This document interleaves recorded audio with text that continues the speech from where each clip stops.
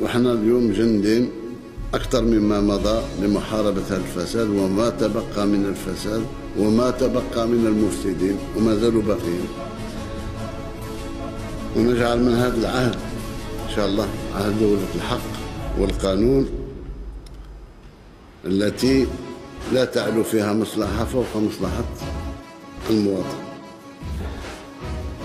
بهذه المناسبة مازال فيه أموال مكدسة في الأكواب وفي مدفونة، وهذه آخر نداء لإخواننا للأموال هذه ما راهاش مستعملة في الاقتصاد الوطني باش يضخوها في الاقتصاد الوطني.